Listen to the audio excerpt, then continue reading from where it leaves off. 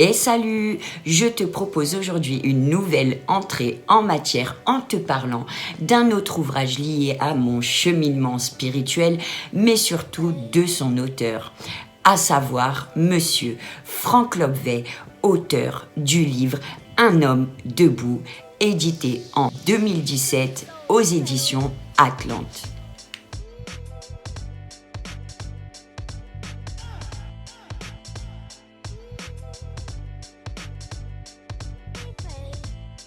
Ah, Franck Lobvet, personnage polyvalent, à la fois auteur, philosophe et penseur contemporain, conférencier influent et inclassable, baroudeur du monde invisible et des multivers, initiateur d'une méthode de développement personnel inversée, il est le promoteur de la magie du pas de côté. À propos de cette notion de magie du pas de côté, il faut quand même savoir que dans la philosophie rationaliste, le pas de côté est la symbolique de l'errance et de l'égarement.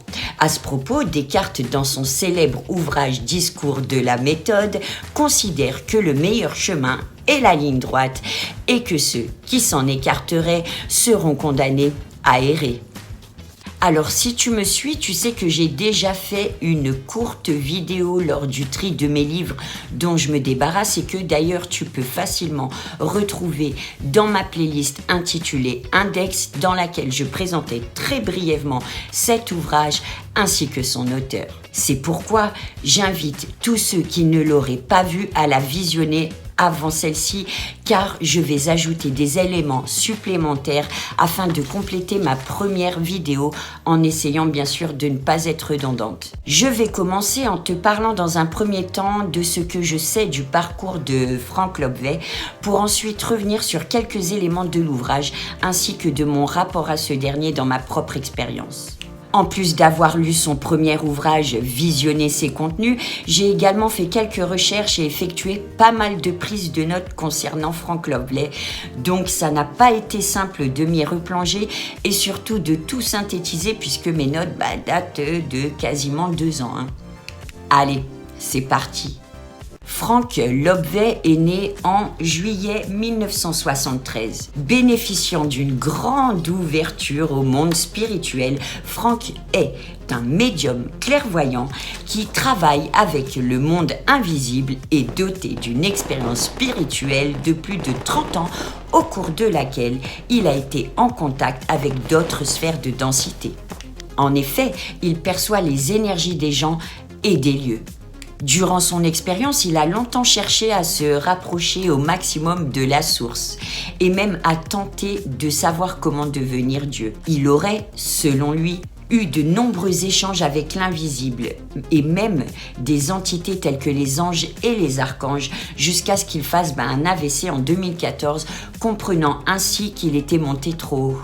Qu'aller vers le haut était une fausse piste et qu'il fallait plutôt accepter simplement d'être un humain. Pas un individu, mais une équipe, d'être un mini-programme dans un vaste programme sans chercher à lutter contre, affirmant que le physique et le non-physique se répondent. Fort de ses dons, capacités et expériences, il est ensuite devenu youtubeur en 2016, puis auteur, conférencier, maître de stage, à la tête d'une société holding animatrice depuis 2020, inscrite quand même sous le nom de La Meute. Tout un programme. En effet, le choix de cette dénomination est déjà pour ma part assez révélateur, puisque d'ordinaire ce terme est principalement employé pour évoquer le monde animal. Exemple, une meute de chiens, une meute de loups. Et lorsqu'on l'utilise pour parler d'humains, c'est pas très flatteur, puisqu'on utilise pour évoquer quand même une foule de gens acharnés à la poursuite ou à la perte de quelqu'un. Sympa, C'est un synonyme d'armée, de bande, de bataillon, de harde, de horde et de légion. Bref, est-ce un début de piste subliminale pour entrevoir la force en action en arrière-plan ? Toujours est-il qu'il a renforcé la théorie qu'il développe dans son livre qui s'inspire et est un amalgame d'ésotérisme New Age, de différentes pratiques et courants de pensée incluant les énergies telles que l'aïkido, qu'il a d'ailleurs pratiqué pendant 7 ans, le taoïsme, qui est donc inspiré de maîtres enseignants, ainsi que des ouvrages Conversation avec Dieu et le pouvoir du moment présent dont L'homme debout est une synthèse. Franck prévient d'ailleurs qu'en sortant du premier chapitre, le lecteur est amené à un autre endroit de manière douce. Ah ouais? Où ça? Franck est d'ailleurs parfois comparé au gourou Jiddu Krishnamurti, car sa parole est impactante, probablement amplifiée par les énergies qu'il contacte et qui l'accompagnent. Il crée son activité professionnelle autour d'une forme de développement personnel inversé, une approche unique de la vie qui consiste à faire redescendre les spiritueux dans leur ombre, à se mettre dans un état qui rend les énergies fluides, à se rendre pleinement disponible énergétiquement pour une meilleure fluidité de ces énergies qui nous traversent en permanence et mis au point une méthode universelle, laïque et applicable partout. Vraiment. Aussi, ces contenus vidéo et textes sont destinés à tous ceux qui voudraient s'initier à la pensée de Franck ainsi qu'à sa pratique qu'il définit comme une gymnastique de pensée, incluant la majorité des aspects essentiels de l'aïkido qui consiste à regarder les choses autrement. Il a cette capacité incroyable à regarder les choses autrement pour nous montrer ce que nous n'avions pas vu de nous-mêmes ou de notre situation. Il propose une approche qui applique les principes de l'aïkido tels que l'harmonie, l'équilibre et la fluidité de la pensée ou de la manière dont on gère ses émotions ainsi que ses réactions mentales. Il offre de s'ouvrir à de nouvelles expériences en développant notamment flexibilité mentale et résilience. Il précise, je cite, « Nous avions rétréci notre vie sans nous en apercevoir. Il est temps maintenant d'accepter les deux polarités. Mon boulot est de faire descendre de l'information du non-conscient vers le conscient. Quand je rencontre quelqu'un, je crois que je rencontre l'autre, alors qu'en fait, ce que je rencontre, c'est ma façon de regarder l'autre. À aucun moment tu te rappelles que ce que tu vois n'est pas la réalité, mais ta façon de regarder la réalité. » Selon Franck, nous vivons dans un monde où nos croyances peuvent devenir réalité, ce qui implique que nous avons un pouvoir sur notre vie. Sans blague. Il propose d'explorer les mécanismes de ce pouvoir pour apprendre à l'utiliser et ainsi passer d'une vie progressivement rétrécie à une vie épanouissante. Il affirme que nous héritons d'une lignée d'ancêtres qui nous transmettent ressources et charges. Franck Lobvet, avec le soutien et l'aide de son acolyte Arnaud Lecanu, se sont attelés à concevoir des programmes vidéo, l'Odyssée VOD, rien que ça, afin de faire connaître au plus grand nombre sa méthode de réflexion et de permettre à chacun d'en tirer profit.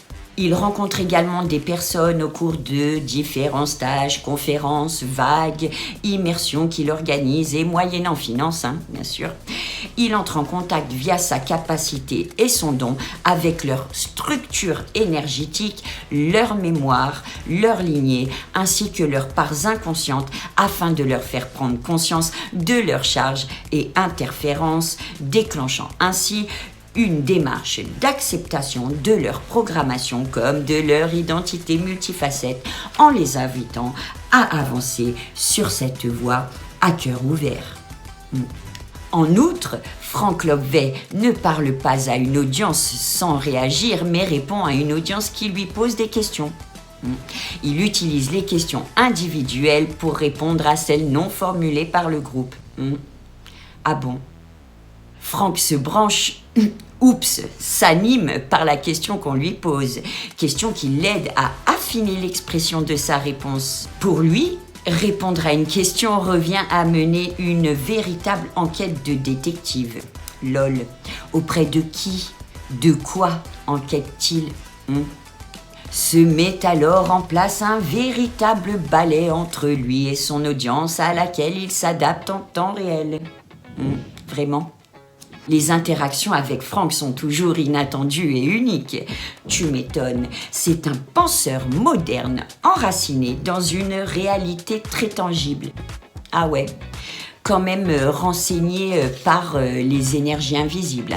Fin de la parenthèse. Il transmet une pratique spirituelle qui a nécessité une maturation de 35 ans.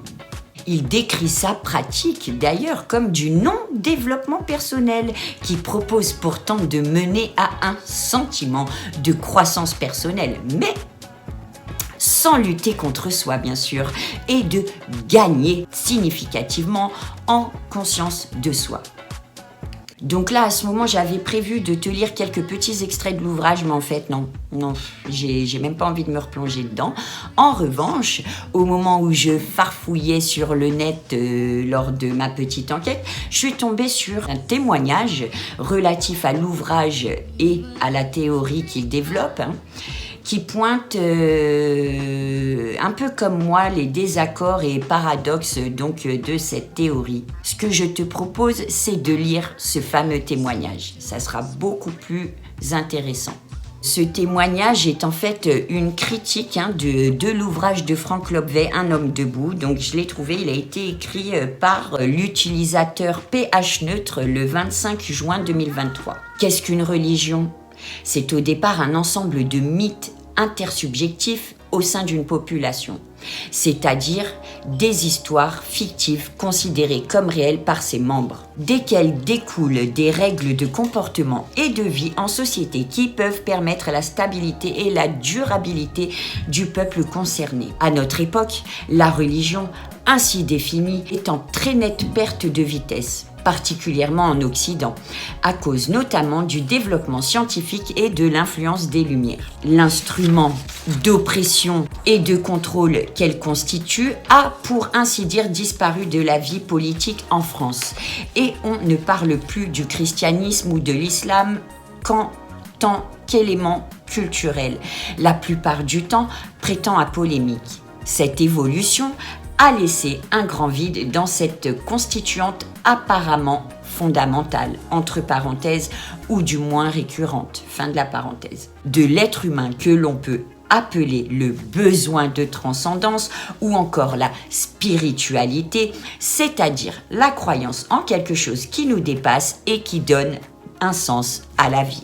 On a donc vu fort naturellement nombre de substituts émerger qui correspondent à la définition modifiée, entre parenthèses, toujours personnelle, suivante.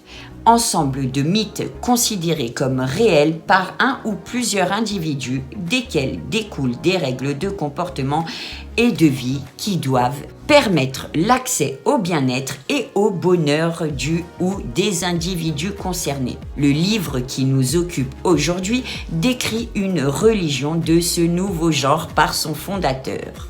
Dans cet entretien de 200 pages, Franck Lobvet déploie sa mythologie, entre parenthèses, fortement inspirée du bouddhisme, mais s'en distinguant singulièrement, fin de la parenthèse. Exposée comme une évidence sans jamais prendre la peine de nous expliquer d'où elle sort, entre parenthèses, point de livre sacré, fin de la parenthèse, appelons-la le lobvetisme, puisqu'il faut bien la nommer. Il nous explique donc que les humains sont tous les incarnations d'un seul être et que chacune de nos expériences qui déclenche en nous une émotion sert chez un autre de nos incarnations, entre parenthèses, possiblement à une autre époque, à débloquer une situation. Dans le même temps, cette expérience est également sur un autre plan révélatrice d'une part de nous-mêmes. Par exemple, si je me casse un genou au ski, c'est à la fois parce que je trouve que ma compagne me pèse trop dessus, entre parenthèses métaphore, et parce que cela permet à un explorateur sud-américain du XVIe siècle de se libérer d'un piège à ours. D'autre part, chaque individu, entre parenthèses existant donc sur le plan de l'être partout est toujours le plan de l'humain normal, fin de la parenthèse, possède un champ vibratoire, réagit à des clés vibratoires qui peuvent être des mots, etc. Franck aurait d'ailleurs la capacité extrasensorielle de trouver les clés vibratoires des individus qu'il rencontre. Son enseignement, le plus important, entre parenthèses, en tout cas le plus rabâché, fin de la parenthèse, est l'existence d'un effet miroir en vertu duquel tout ce qu'une personne émet, entre parenthèses, ou vibre, elle le vit. Autrement dit, nous sommes entièrement créateurs de nos expériences à 100% et au sens propre. Si je me fais tirer dessus, c'est que je l'ai littéralement demandé. Entre parenthèses, à un niveau subconscient, bien évidemment, fin de la parenthèse. Il en découle le pouvoir absolu de l'esprit sur la matière si l'on parvient à son niveau d'illumination, bien sûr. Il réfute la notion traditionnelle de karma pour lui substituer cet effet miroir. Anecdotiquement, entre autres choses, Franck déclare aussi pouvoir communiquer avec les morts et admet l'existence d'égrégores. Une fois ce paradigme établi, il est alors recommandé, entre autres, pour bien vivre les postures suivantes. Il faut lâcher prise et vivre la vie sans autre forme de procès. Tout ce qui nous arrive se passe pour une raison et a une conséquence positive ailleurs. C'est pour cela que, paradoxalement, ceux qui se contentent déjà de vivre leur vie sont mieux armés que ceux qui sont plus introspectifs, se plongent dans les affres de la spiritualité sans pour autant accéder à ce lâcher-prise. Nous devons accepter les émotions qui nous traversent, car tant qu'une émotion qui nous traverse ne sera pas acceptée, elle reviendra comme un boomerang. Je m'explique. En effet, il faut qu'elle puisse jouer son rôle et libérer ton autre incarnation, entre parenthèses, et toi-même, de sa mauvaise situation. Je pourrais adopter un point de vue libéral détaché et laisser Franck Lobvet nous parler de sa mythologie si ça lui fait plaisir. Car les recommandations qui en découlent sont-elles loin d'être idiotes. Seulement voilà, d'abord, il méprise la science, il dit aux athées qu'il croit en un dieu appelé la science. D'après lui, tout ce que la science ne sait pas expliquer, elle dit que ça n'existe pas. Entre parenthèses, c'est évidemment faux. Ensuite, aussi incohérent que cela puisse paraître, il s'appuie sur la dite science pour étayer sa mythologie. Il use pour cela de techniques très répandues de charlatanisme, entre parenthèses ou pseudoscience, qui consiste à prendre un concept scientifique reconnu, entre parenthèses, vraisemblablement sans le comprendre, fin de la parenthèse, et à en faire des déductions logiquement invalides pour montrer que sa religion est la vraie. Certains théologiens musulmans et chrétiens s'amusent d'ailleurs à faire la même chose en prétendant que leurs livres sacrés avaient déjà compris la physique atomique ou quantique. Voici quelques occurrences de ces malhonnêtetés. Point numéro 1, l'énergie. Citation. Si tu crois en la science, tu comprends qu'on est dans un monde d'énergie. Jusqu'ici, ça va. Que ce monde d'énergie réagit aux impulsions électromagnétiques. Pas d'objection. Donc, que nos pensées créent un mouvement dans la matière. Il prend donc un principe simplifié de la physique quantique selon lequel les particules changent en fonction de l'observateur et en déduit donc à un niveau macroscopique que ce que je crois, je le vis. Le pire, c'est que sa conclusion n'est pas nécessairement fausse. Dans une certaine mesure, notre façon d'appréhender la vie a une influence sur ce qui nous arrive. Entre parenthèses, micro-stimuli, état d'esprit favorable à saisir les opportunités. Fin de la parenthèse. 2. La perception visuelle. Autre base scientifique fausse, les cônes des yeux, entre parenthèses, petit nom des photorécepteurs, fin de la parenthèse, qui, selon l'auteur, sont au nombre de 3 et servent à voir les objets de manière tridimensionnelle. Comme d'autres animaux en ont un nombre différent, ils visent une réalité qui nous est impossible à appréhender. À eux, la 4e dimension. Sauf que c'est faux et refaux. Les humains n'ont pas 3 cônes, mais 3 types de cônes. Et ils servent à former les couleurs, pas la 3D. Entre parenthèses, qui, elle, est possible grâce à nos yeux. Fin de la parenthèse. La crevette menthe a en effet 16 cônes, ce qui lui permet de percevoir non pas 16 dimensions, mais un plus large rang de couleurs. Entre parenthèses, longueur d'onde. Réalité ineffable pour l'humain, mon œil, si j'ose dire. 3. La gravité. Il dérive du concept de force gravitationnelle, un parallèle avec notre aura, en déduisant que si la gravité s'exerce à l'échelle de planètes et à l'échelle atomique, alors elle doit aussi s'exercer sur les humains. C'est indéniable. Mais là, saut quantique à sa conclusion, 2 points, on attire donc ce qui nous ressemble. Je constate avec satisfaction que je suis en parfait accord avec le message suivant. J'ai envie d'éclairer un monde qu'on ne peut pas prouver et dans lequel tout retrouve une place noble, une place qui justifie que ça arrive, que tout cela a vraiment un sens. Dans cette citation s'exprime à mes yeux l'essence du livre. Il énonce une mythologie dont découle une recette du bonheur. Je n'aime pas les religions, mais quand celles-ci feignent d'avoir des fondements scientifiques entre parenthèses, mais pas folle la guêpe, on insistera sur l'utilité de vouloir prouver quoi que ce soit. Fin de la parenthèse. Ça a le don de mériter. Si tu estimes avoir des enseignements à dispenser, vas-y mon vieux, mais pourquoi dire autant de bêtises au mètre carré pour l'illusion d'une scientificité que tu dis mépriser ? Comme tout texte religieux, le livre a quelque intérêt en termes de développement personnel. Par exemple, à la question « Comment faire pour identifier mes comportements et croyances hérités de mes parents et m'en débarrasser ?» il répond que souhaiter s'en débarrasser est déjà une erreur et qu'il faut au contraire cesser de s'y attacher et l'accepter. Il met l'accent plus largement sur un phénomène intéressant. Les personnes qui entrent en spiritualité le font dans 100% des cas suite à un traumatisme.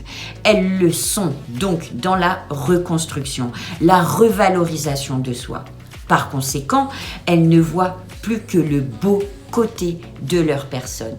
C'est nécessaire à leur résilience, mais il avertit que s'arrêter là est délétère et qu'il faut aussi accepter son être entier avec ses défauts.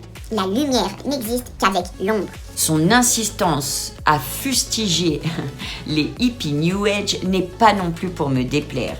Pour terminer, le lobvétisme, au même titre que le bouddhisme et l'hindouisme, présente en su un immense problème. Tout ce qui arrive, arrive pour une raison. Donc, tout va toujours pour le mieux et tout est déterminé. En conséquence de quoi, inutile de lutter, ces deux doctrines prônent le désengagement politique et l'acceptation du monde tel qu'il est. C'est très conservateur et peut justifier toutes les injustices. Donc pour finir, je vais passer donc à ma propre conclusion. Donc je rejoins un petit peu la critique de P.H. Neude dans le sens que Frank Lobvet affirme beaucoup de principes et de lois comme étant des vérités. C'est d'ailleurs ce qui m'a principalement dérangé, autant que ça m'a questionné sur la source des connaissances qu'il a acquises et qu'il diffuse, puisque comme bon nombre de personnes dont j'ai déjà parlé sur cette chaîne, il travaille avec des dimensions spirituelles ou intuitives qui, pour moi, peuvent être manipulées par des énergies ou des entités qu'elles ne comprennent pas entièrement. De plus, l'idée que nous attirons ce que nous pensons ou encore que les autres sont un miroir me semble simpliste, dangereuse et même inadmissible. Surtout dans les situations extrêmes. Guerre, pertes tragiques, viols, agressions, meurtres ou encore lorsqu'il s'agit de faire face à des prédateurs et autres personnes malveillantes. Aussi, à mes yeux, les théories comme celle de Franck Lobvet ne peuvent pas s'appliquer en toutes circonstances, ni à toute situation, et peuvent même être perçues comme culpabilisantes, voire égarantes dans certains contextes. Si tu me suis, c'est ce que j'expliquais un petit peu dans ma première vidéo. Pour ma part, ces enseignements ne résonnent pas avec mes valeurs et ne s'adaptent pas à la réalité des situations que j'ai évoquées, et ce, quel que soit l'angle de vue. Aussi, je ne peux que reconnaître que certaines expériences que nous vivons sont imposées par des circonstances extérieures et ne reflètent ni nos pensées ni notre état intérieur. Cela peut donc, il me semble, poser question sur la fiabilité et la nature des renseignements autant que sur la manière dont Franck les a obtenus et sur laquelle il a fondé la théorie qu'il propage depuis lors. J'ai pour ma part une tendance naturelle à me méfier des personnes qui prétendent se connecter à des dimensions méconnues pour la plupart du commun des mortels, surtout lorsqu'il s'agit ensuite de guider ou d'influencer autrui en diffusant des enseignements venus de mondes et ou dimensions qui ne nous sont habituellement pas accessibles. Pour moi, il est important de garder un esprit libre et de ne pas suivre aveuglément tous ces enseignements, surtout lorsqu'ils touchent à des aspects aussi profonds de nos êtres. La posture la plus intelligente selon moi serait de trouver un juste milieu et d'être authentique sans chercher à se développer, à s'améliorer, ni à se laisser enfermer dans des catégories de bien ou de mal qui, comme je l'ai déjà évoqué, émanent pour ma part de la même force tout en étant conscient de leur influence. Cette approche peut offrir une plus grande liberté et une meilleure compréhension du monde dans lequel nous vivons, où l'humanité n'a cessé d'être influencée par des dogmes, des croyances et des idéologies qui l'ont invariablement conduite à des divisions et des conflits. Il serait peut-être essentiel d'en prendre conscience et de remettre en question ces influences pour trouver un chemin enfin plus harmonieux et équilibré. Et voilà, j'en ai fini avec cette vidéo consacrée à Franck Lobvet et à son ouvrage Un homme debout. Et si tu es arrivé jusqu'ici, je t'en remercie et je te donne rendez-vous pour une prochaine vidéo. En attendant, je te dis ciao!